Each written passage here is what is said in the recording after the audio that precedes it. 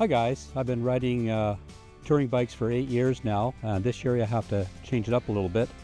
I've gone to an pedal assist bike from my sturdy disc truck where I usually ride. And because of my bad hip, there's no way I could do my tour this year. We've also changed our tour. Originally we were going to do Europe on the Eurovelo, and we've gone back to our old standard, which is the Pacific Coast Trail from Oregon all the way down California way. So let me take some time to show you the setup that I've got, and we'll go out on a test ride.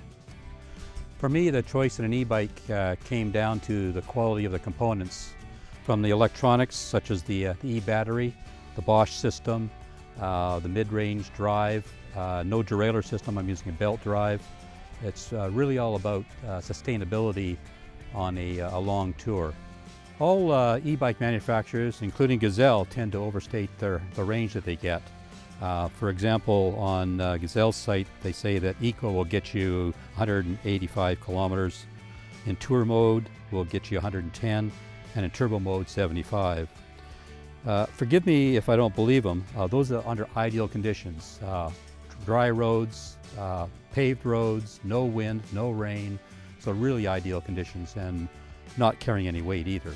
So I'm going to find out how we do with the range on this single battery. I've rigged up my bike today with a full tour setup.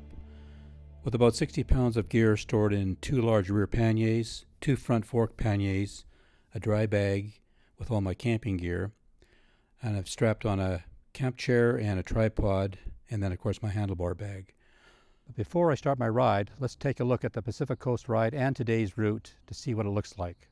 The route profile shows 1,300 kilometers with 13,000 meters of climbing and grades of up to 12%. That's a lot of climbing. We start our ride in Astoria, Oregon, riding south along the coast highway until we turn inland near Eureka. After 2 days, we make our way back to the coast again. With some days over 75 kilometers, you can see why I have range anxiety. Now, let's look at my test route. It takes me through Coquitlam, Port Moody, and Port Coquitlam. It's 62 kilometers long with 720 meters of climbing and a battery challenging 13% grade in some spots. I will not be using auto mode, but instead will be selecting from either Eco, Tour, and Turbo modes, letting my body dictate the assistance that's required. So let's head back outside and start the test ride. So this is one of the climbs I'm doing. It's Simon Fraser University Hill. At its steepest point, it's about 9%. So that's going to give me a good view of what riding this touring bike is going to be like.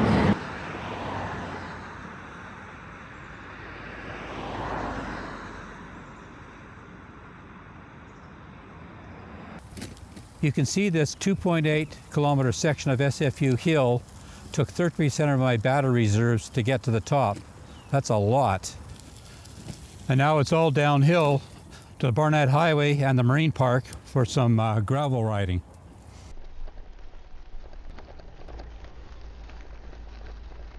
The Barnett Highway 7.8 section I just did only used 1% of the battery because of all the downhill riding.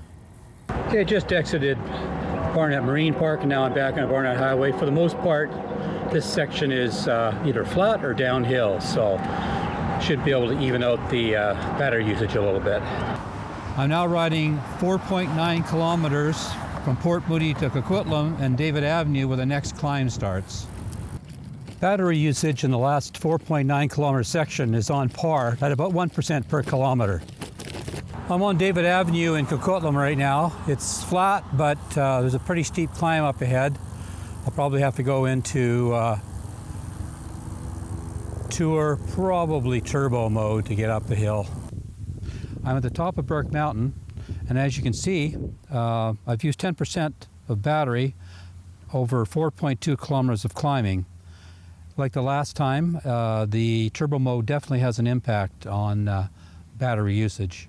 My ride from Burke Mountain through Minnetonka Park and to the last climb is 28 kilometers long and used 27% battery.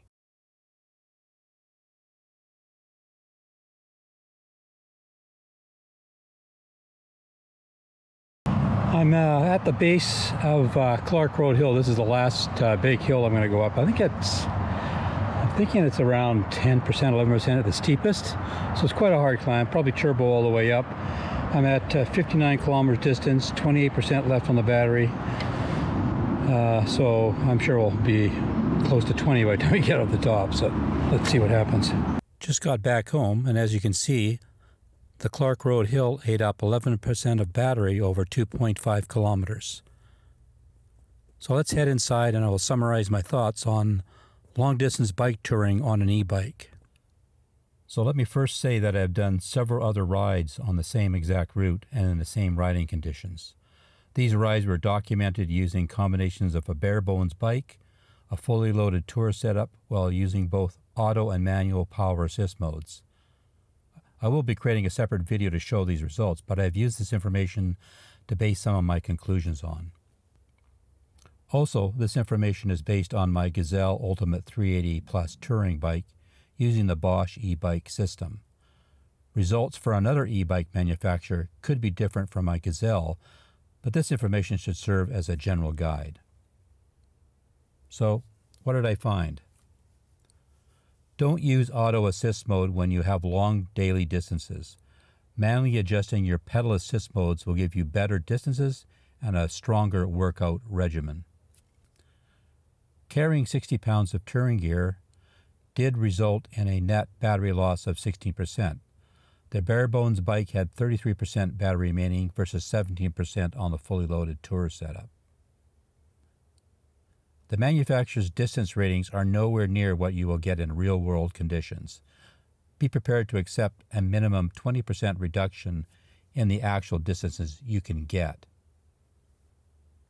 Hill climbs are a killer for the battery.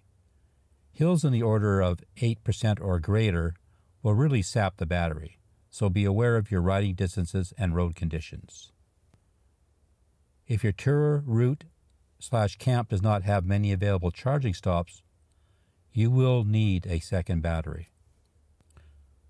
So, riding an e-bike on tour is easy if you plan before you ride. Plan your route, keeping the road terrain in mind.